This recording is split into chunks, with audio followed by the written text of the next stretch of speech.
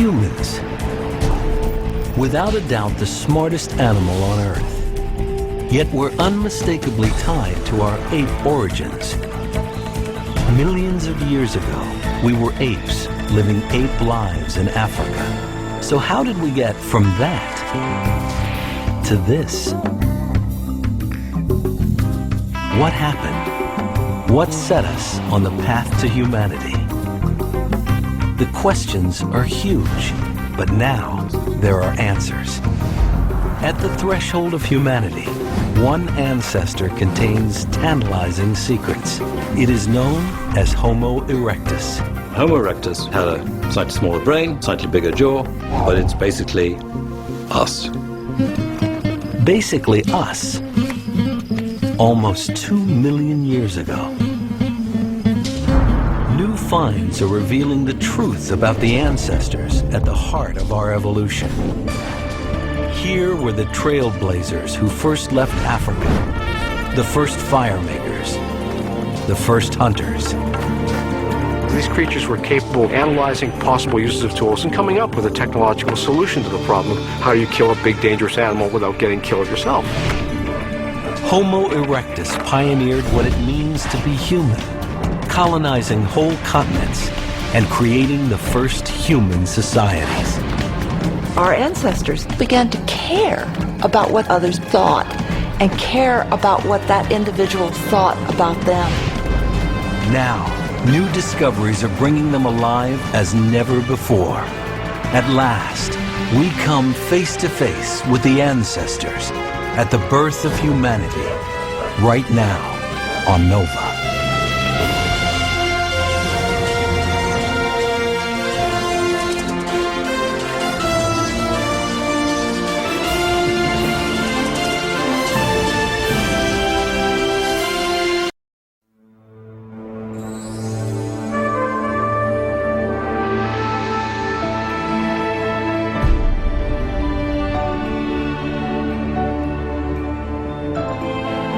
The Great Rift Valley of East Africa.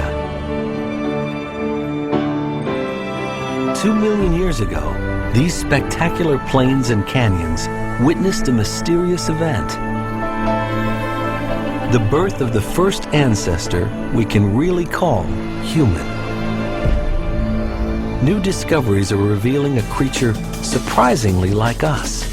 A world traveler, a toolmaker, a hunter, tamer of fire, creator of the first human societies.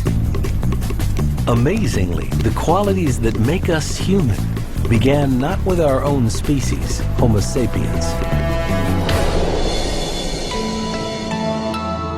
The true birth of humanity began much further back in time, millions of years ago.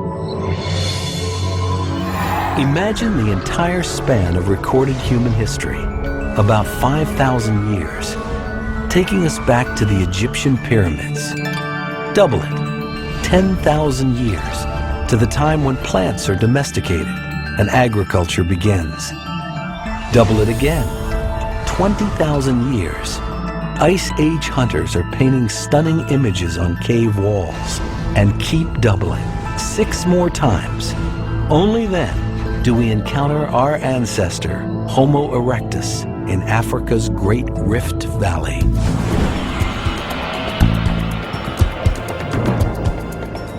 For millions of years, this massive geological fault line running the length of East Africa was a stage on which our human evolution was played out.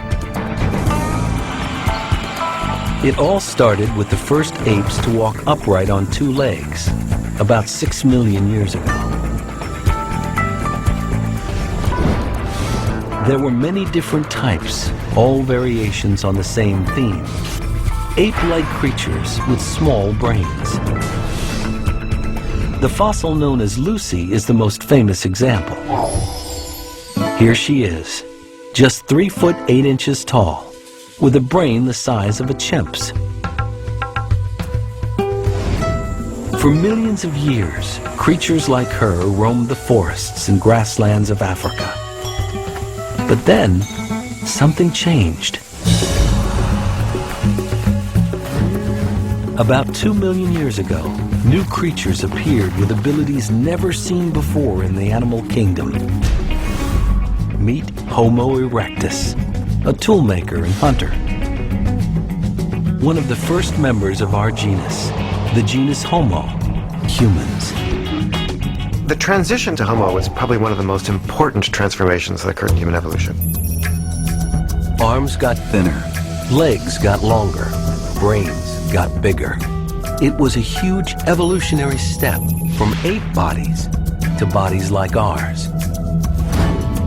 But what about the things that make us distinctly human? Creativity, intelligence, caring for each other. How can we know when these got started? With only skulls and bone fragments to go on, how could we ever know what those first humans were really like? It would take a momentous find to shed light on their lives. Lake Turkana, northern Kenya. Surrounded by volcanoes and vast expanses of baking desert. In 1984, famed anthropologists Richard and Neve Leakey were working at this remote inland sea. I was actually on the east side of the lake, and then Richard flew over and said, "You've got to come, there's something really exciting." As the first family of paleoanthropology, the Leakeys were used to fossil finds. But this was very special. One of Leakey's team had found a skull fragment of one of those early humans. He could tell from its size and shape it was Homo erectus. And there was more than just a fragment. So we started looking at this site on a more extensive basis, and of course once we did, we found the rest of the skull. A complete skull was rare enough, but it was just the beginning. Soon parts of the Homo erectus skeleton, which had never been found before, started to emerge. We couldn't believe it, but we started getting pieces of ribs. These were parts of Homo erectus that nobody actually knew about, nobody had ever seen before. So every bone that came out of the ground was something brand new to science, and we were looking at these things, and it was really amazing. And here they are, the actual bones of a human ancestor who lived over 1.5 million years ago. It's the earliest human skeleton ever discovered. The Leakeys called him Turkana Boy. His bones have revolutionized our understanding of the transition from ape to human. The really important thing about Turkana Boy is how complete he is. We've got arms and legs and bits of his spine and his ribs. And usually when we find these things, we get very excited about one little bit of bone. But that little bit can't tell us very much about an individual. So having a nearly complete skeleton, we can start to ask big questions. The first big question was, what did he look like? His skeleton tells us he was 5 feet 3 inches tall, with a build closer to a man's than an ape's. But how close? Paleo artist Victor Dieck specializes in painting and sculpting our human ancestors with precise anatomical accuracy.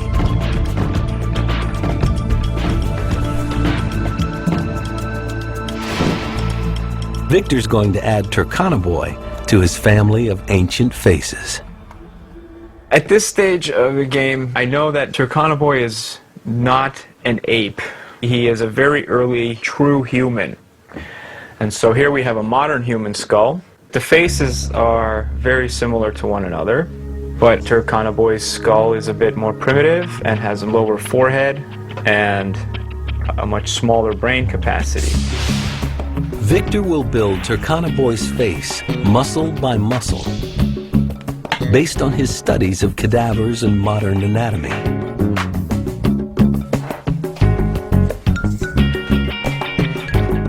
While his head may be primitive, Turkana Boy's skeleton is surprisingly human.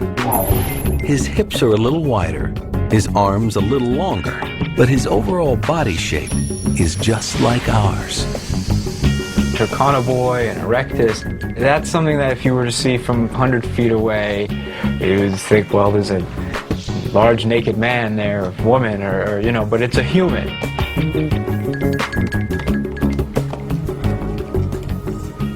It will take Victor a week to flesh out Turkana Boy's face. Meanwhile, a team of animators is at work creating scenes that will bring Turkana Boy and his people to life. To make sure they do it accurately, they have enlisted the help of Harvard anthropologist Dan Lieberman. They had a more forward position of the palms when they ran. Just slightly. There you go. The blue-suited actors are there to create movement references for the artists. In the final animations, they will be replaced by Homo erectus bodies. And action! Their heads and faces based closely on Victor's model. As Turkana Boy's forensically reconstructed head nears completion, a face emerges that looks a lot like us. Now, for the first time in 1.5 million years, here he is, our ancestor, the Homo erectus called Turkana Boy. But what he looked like is only the beginning of his story. To reconstruct his life, we need to find out how old he was. And if we look at his skeleton, we can see that the growth plates on his limbs that would fuse when he's fully adult are all unfused. So even though he's very tall, we know that he's still growing. The fact that Turkana Boy was not fully grown has turned out to be a boon to researchers. You can answer questions like, did the boy grow up like a modern human? Or did he grow up more like an ape? Turkana Boy was already 5 feet 3 inches tall. When scientists compared his bones and teeth to ours, he seemed to be about 14 years old.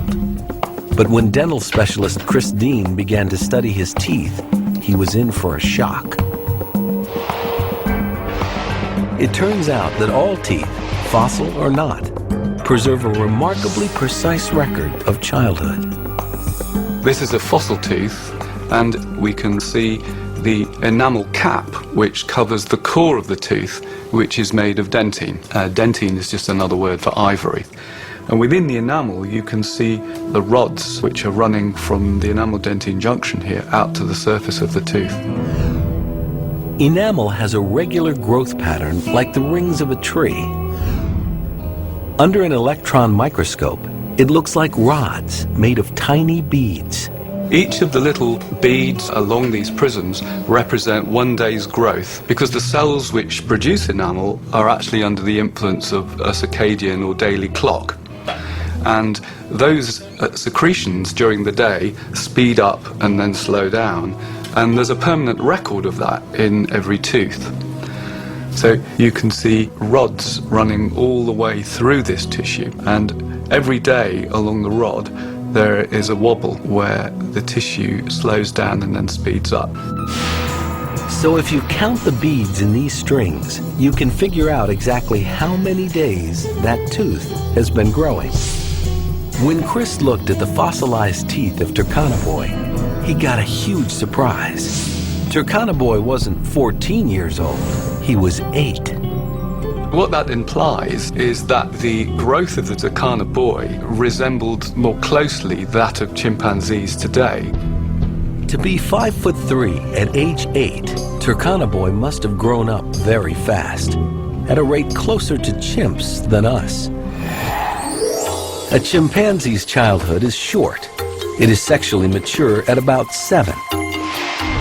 Human childhood is longer. We reach puberty at about 12. So as humans evolved from apes, childhood was extended. But what advantage could be gained by having helpless children around to feed and care for who take so long to grow up? The mystery of prolonged childhood is at the heart of human evolution. It may be related to brain size. We humans have the biggest brains in the animal kingdom in relation to our body size. They're so big that most of our brain growth has to happen outside the womb. or our heads would never get through the birth canal. A long, slow childhood gives our brains time to grow after birth, and time to learn everything we need to function in our complex human societies. That's the advantage of prolonged childhood, for us at least. But what about Turkana Boy? His brain was 900 cubic centimeters, smaller than ours, but more than twice as large as a chimp's. So was he on the way to thinking and talking like us? Ralph Holloway believes he was. He's been collecting the brain endocasts of human ancestors for over 30 years. An endocast is a mold taken from the inside of the skull, which reveals the shape of the brain. Ralph is particularly interested in something called the Broca's area. Broca's area is involved with memory functions, executive functions, but it does have a very important role to play in the motor aspects of speech.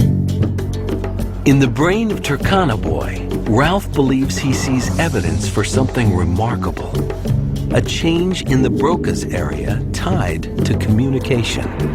Broca's caps regions on the Turkana Boy are fully modern in terms of their appearance. It is good, solid evidence for having the ability of symbolic communication. In other words, language. It's a controversial idea, and we'll never know for sure if Turkana Boy could speak. But there are other clues to his intelligence. The stone tools he left behind. Homo erectus made tools like this hand axe here. It's been chipped extensively on both sides. The point enables one to do piercing tasks. The heavy bit here can be used for cracking bone or chopping wood. It's a very, very versatile tool and a sharp one. It may not look like much, but the stone hand axe marks the birth of technology. Homo erectus has left us many signs of his inventiveness. Here in central Kenya, Rick Potts has been studying a treasure trove of Homo erectus stone tools. Stone tools represented a momentous change because once you had tools in your hands, all the foods in the world could open up to you. That represented a tremendous survival advantage. Here is a cache of over 500 stone hand axes made by Homo erectus. Just a mile away, Rick visits the quarry where for thousands of years, these ancestors came to shape stone into tools, leaving behind unused fragments. In the crevices at my feet, there were thousands of fragments of stone from tool making.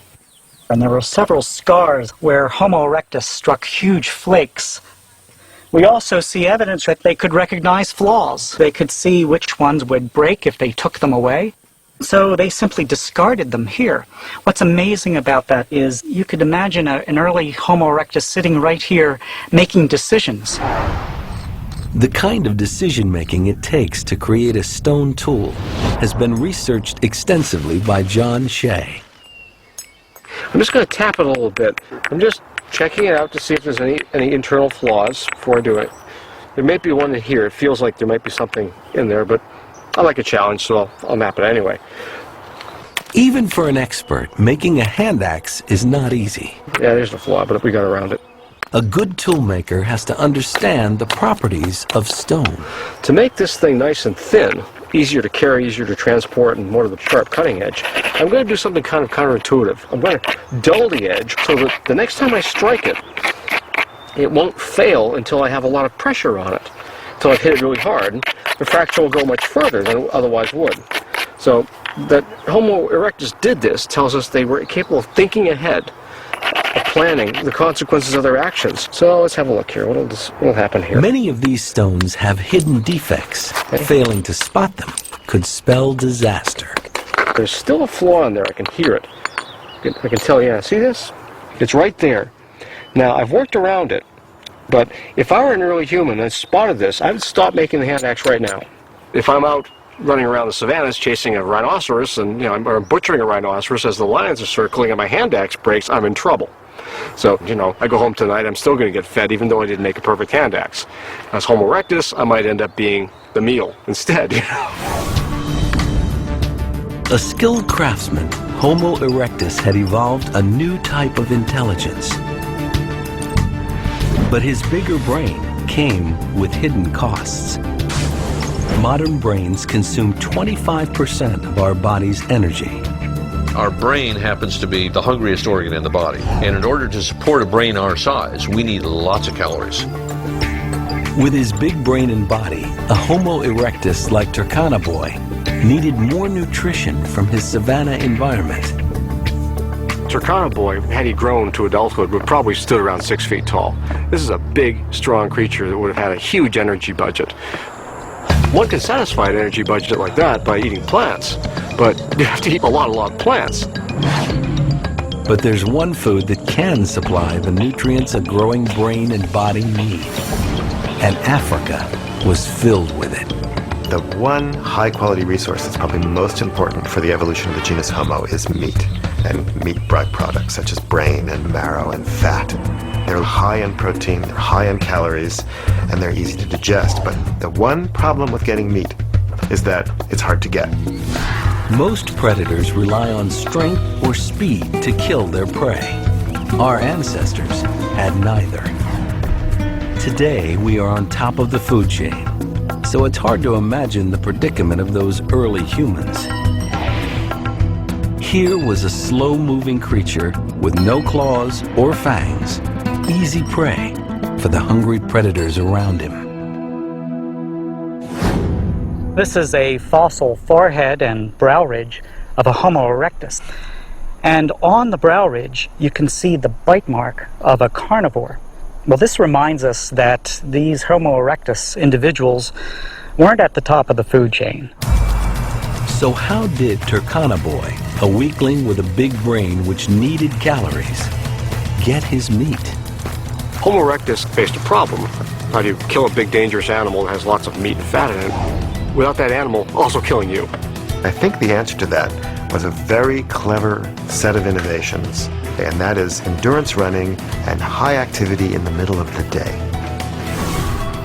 The ancestors of Homo erectus, small, hairy apes like Lucy, were bipedal, but probably didn't do much running.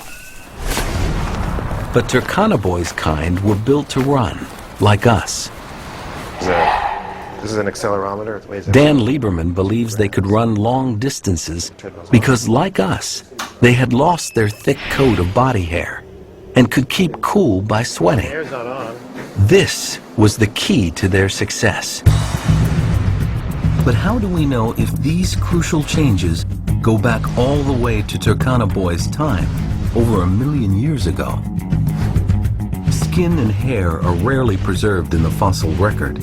So to find out, we have to look to a creature that's been intimately connected with hair for a long time, the louse. All animals seem to have some type of lice that parasitize them. Mammals have them, birds have them, even fish have types of lice. But most other creatures have only one type of lice that parasitize them.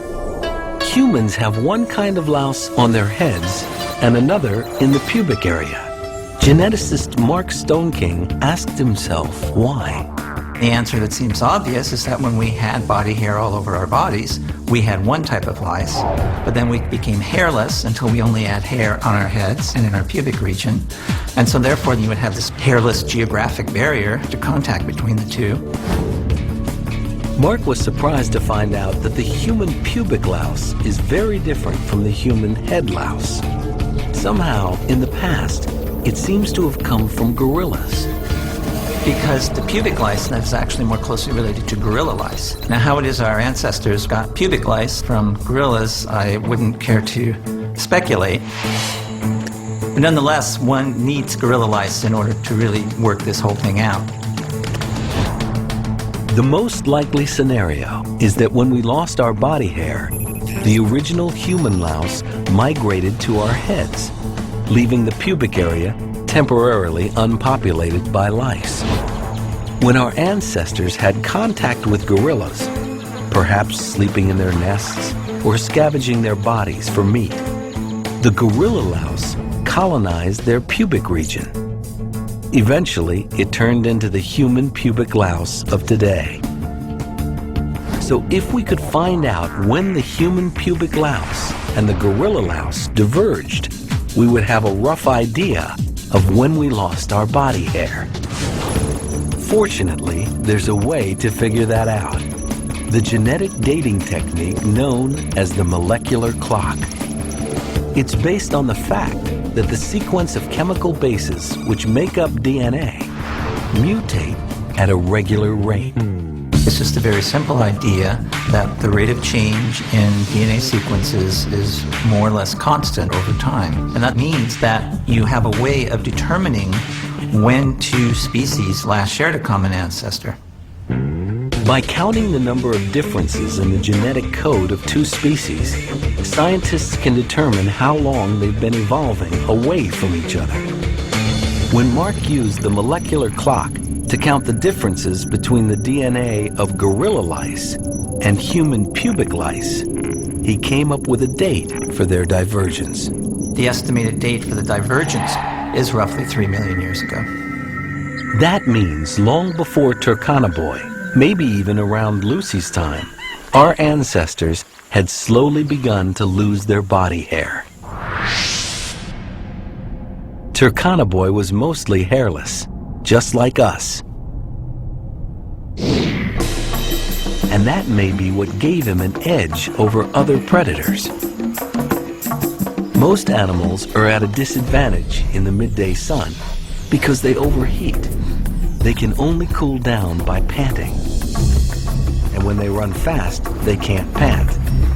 That means they can only run in short sprints. Quadrupeds can get out for about 10 to 15 minutes, and then they overheat. But hominids can cool down by sweating. They use their entire body like a dog's tongue. Our hairless bodies allow air to circulate freely on our skin and cool us down as sweat evaporates. This makes us one of the best long-distance runners in the animal kingdom. Dan Lieberman believes this gave our ancestors the ability to hunt in a very unusual way. It's called persistence hunting. And he believes the modern ethnographic record can show us how it was done. The Bushmen of the Kalahari offer us an insight into how Homo erectus might have hunted 2 million years ago. The Bushmen know that at midday, animals rest in the shade, which is why it's the perfect time to be hunting. Once they locate their prey, in this case a kudu, the marathon begins.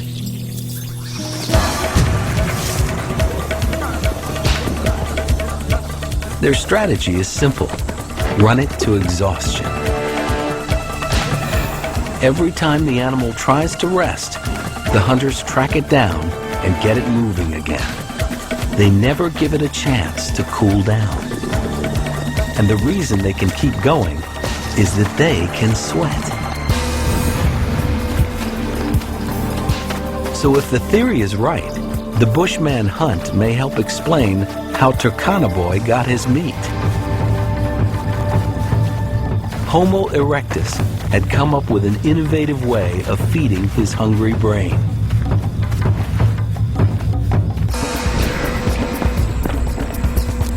In this modern hunt, the Bushmen ran in the fierce heat for over 4 hours. The kudu was finally immobilized by heat stroke.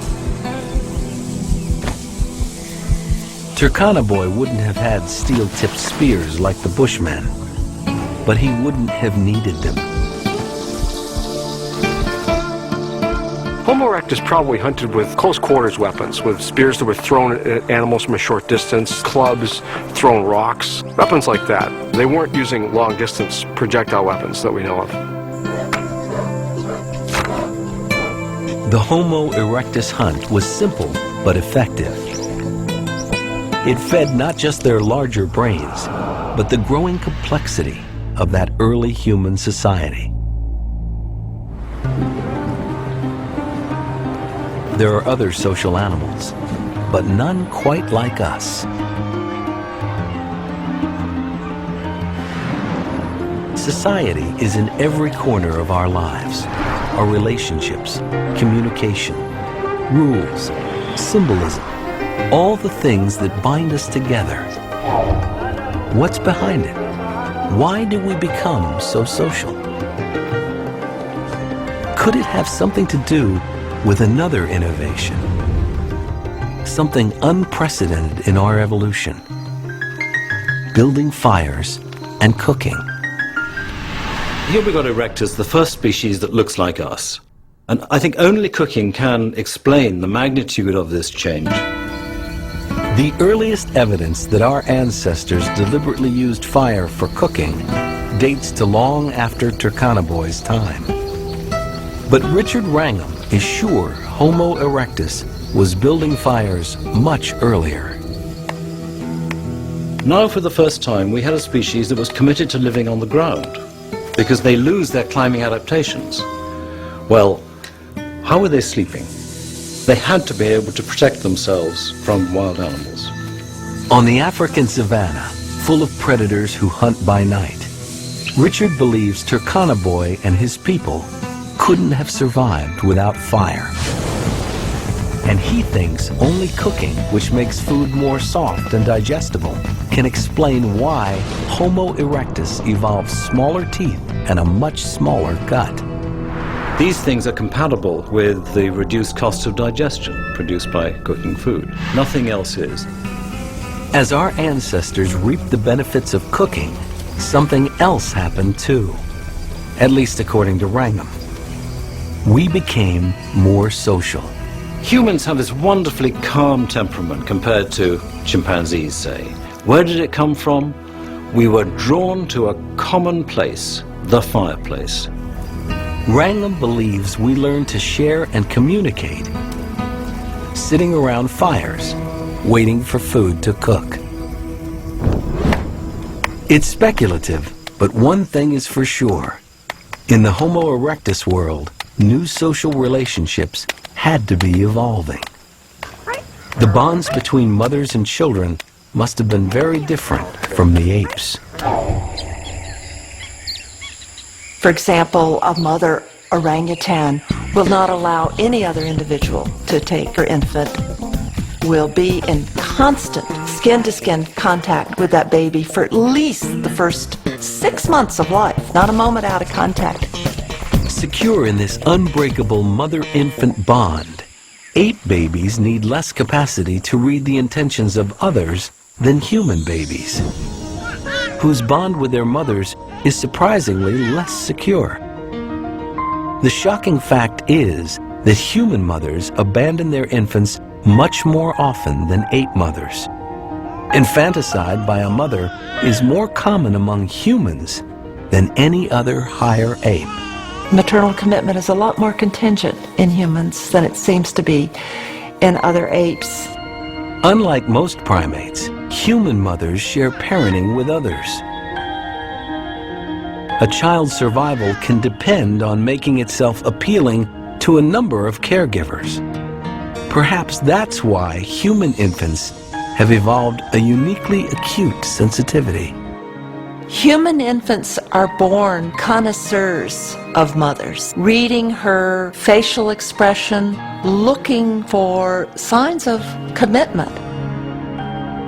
We are born hardwired with an awareness of the intentions and emotions of others, which is unique in the animal world.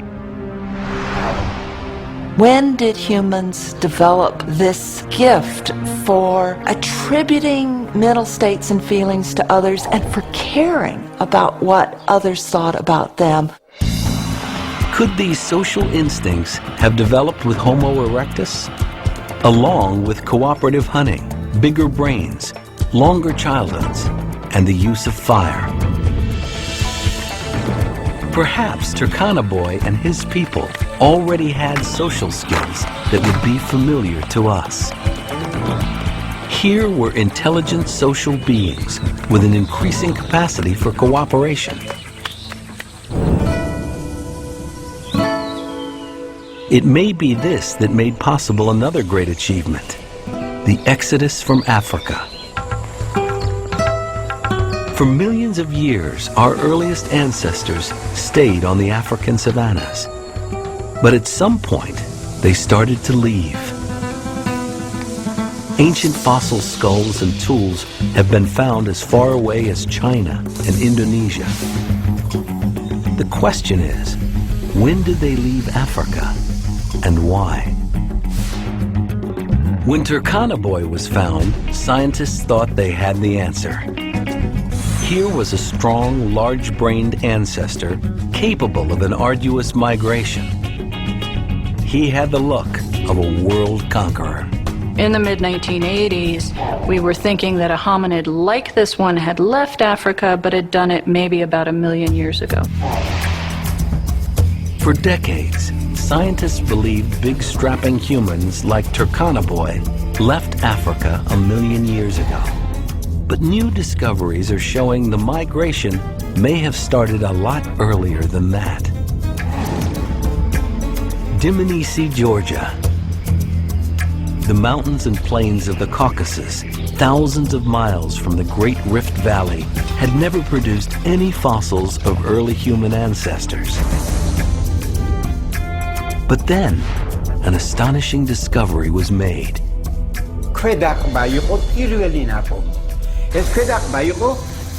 It was a lower jaw with teeth downward, this way in the ground. So when I started to clean, those front teeth came to light. It became obvious to me that we had found some kind of hominid. But what kind? The jaw seemed to be a primitive form of Homo erectus. But at first, hardly anyone believed it. In 91, when we found this jaw, a lot of scientists were quite skeptical about it. Because it was very hard to imagine Georgia, Caucasus, to be on the map of the human evolution. Since then, Dmanisi has been put on the map of human evolution in a big way. The site has turned up a treasure trove of Homo erectus fossils. They've transformed our understanding of who left Africa and when. They showed that the first humans to leave Africa were much more primitive than Turkana Boy. People thought that hominids that left Africa were very tall, like Turkana Boy, with big brains, advanced technology, and Dmanisi proved the opposite. At 4.5 feet tall, they were smaller than Turkana Boy, with more ape-like shoulders and a simple stone technology. They are much more primitive, they have small brains, and at the same time they were using very primitive stone tools. The next surprise came when they dated the site. The ancient Dmanisi landscape has been built up layer by layer over millions of years. 1.81 million years ago, massive volcanic eruptions deposited a layer of ash. The fossils sat on top of this ash, so must have been slightly younger, around 1.8 million years old. To the vast majority of scientists who believe that all our ancestors evolved in Africa, this was a stunning surprise. How had a small, primitive Homo erectus migrated to the Caucasus almost 2 million years ago, long before Turkana Boy? Scientists now accept that as soon as Homo erectus appeared on the savannas of Africa, they started to leave. Suddenly, with the origin of Homo erectus, we get this shift in body shape, and then boom, they're out of Africa right away. The Georgia fossils prove that Homo erectus left Africa much earlier than previously thought. An even more provocative find shows the migration may have started even earlier. 5,000 miles from Africa, the island of Flores, Indonesia. In 2003, researchers made a discovery so strange, nobody knew what to make of it. They found the bones of a tiny human ancestor, just over 3 feet tall, even smaller than the Dmanisi fossils. They called this baffling new ancestor Homo floresiensis, and because of its tiny size, nicknamed it the Hobbit. This has created a tremendous amount of grief because we're not really sure what we're seeing here. The size of the Hobbit brain endocast is roughly 400 cc's. That's barely bigger than the brain of Lucy, the famous bipedal ape from 3 million years ago. It's not just a small brain and a primitive-looking face, but the foot is primitive, the hand's primitive, the leg is primitive. The lower limb is very much like the Lucy skeleton. That was a big surprise. And in the cave where this primitive creature was found, they also uncovered stone tools, something Lucy never had. People have for a long time said, well, you need a big brain to make stone tools. Well, okay, if Homo floresiensis is making stone tools, this creature has a brain the size of an orange. Clearly that equation's gone. Everything about these creatures is an enigma. Where did they come from? And what were they?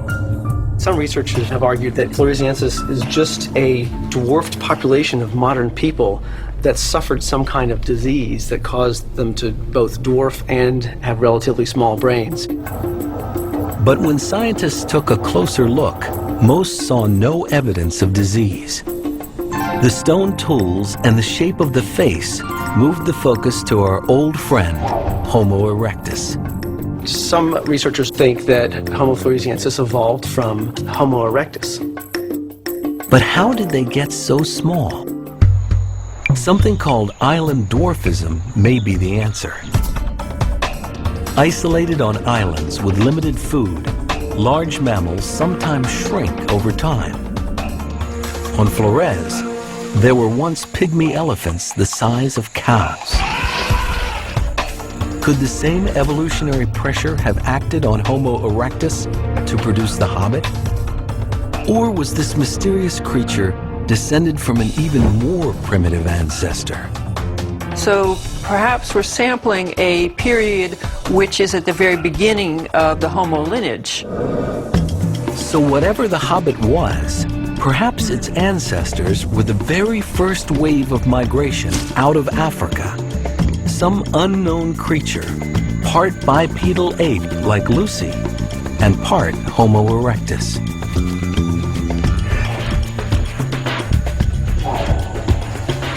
So if that's the case, then what we see in Indonesia makes sense. It's kind of a body that existed before human bodies became more modern. What would push such primitive creatures out of Africa?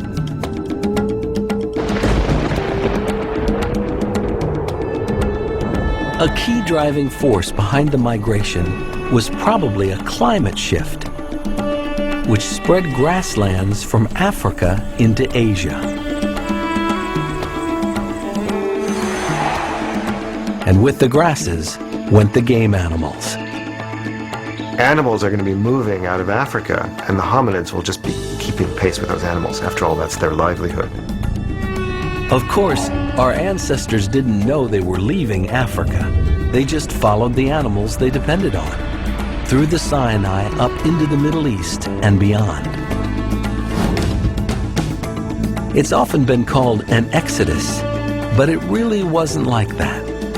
When people think of Exodus, they think of the Bible, or they think of migration, they think of Europeans coming over here to the New World. It probably wasn't like any historical migration, this dispersal of humans out of Africa. The process was probably very, very slow, much like the spread of any other animal species into new territories. You could imagine a group of Homo erectus moving their range 1 kilometer a year in one direction, and doing that continually over a long enough period of time. You can get the distance from Africa to Indonesia covered in, say, 15,000 years. By 1 million years ago, our ancestors had populated Asia from the Caucasus to Indonesia. And they were in Europe too, as a recent discovery in Spain has shown. Homo erectus had conquered the old world.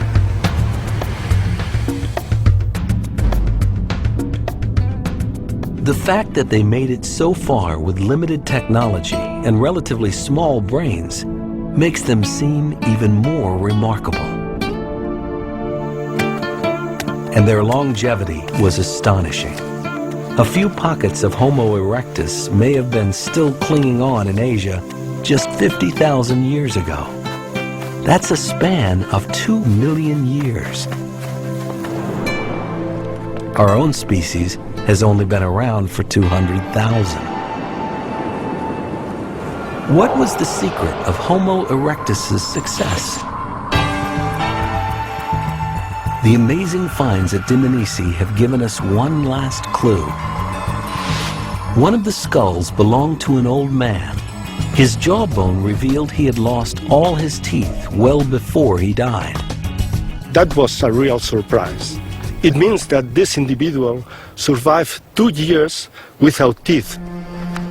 For an elder to have survived that long without teeth must mean that others in the group were feeding him, perhaps even chewing his food for him. I love this story. This was a remarkable testimony from the past about the quality of emotional life that may have characterized Homo erectus. Here is a tantalizing clue to what may be this ancestor's most important legacy: the instinct to look after each other. And it helps us imagine Turkana Boy's final day on Earth.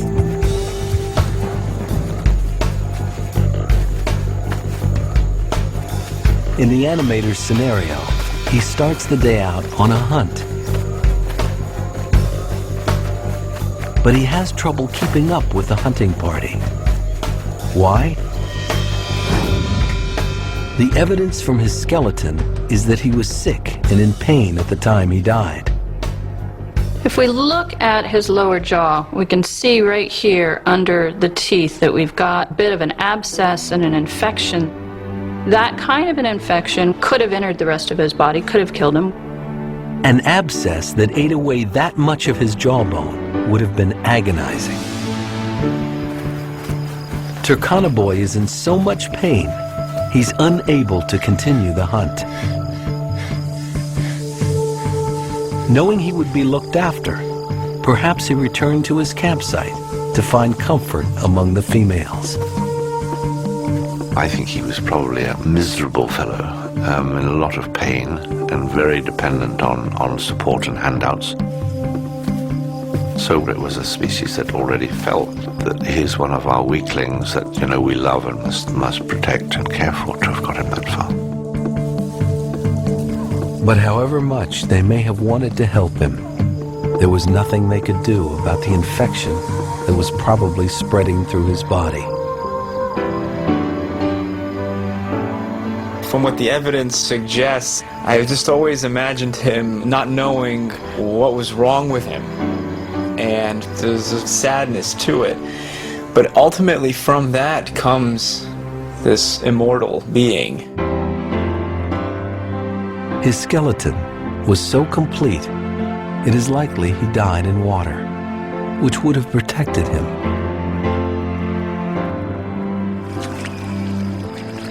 It's very unusual to get a skeleton because normally these things are eaten by carnivores.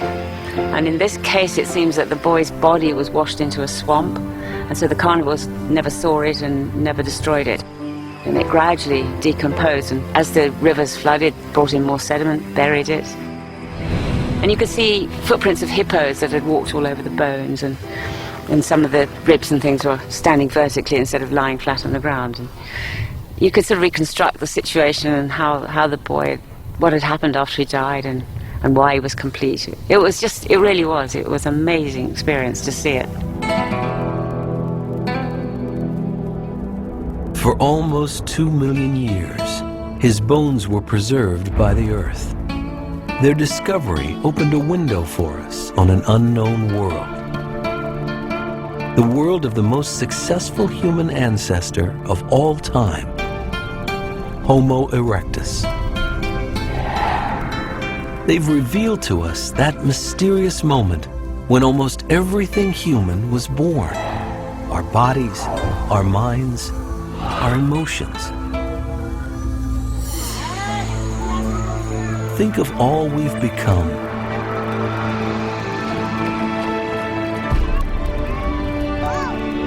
Trace the threads of our origins through the ancestors who went before. They all lead back to Turkana Boy and his kind, the first humans.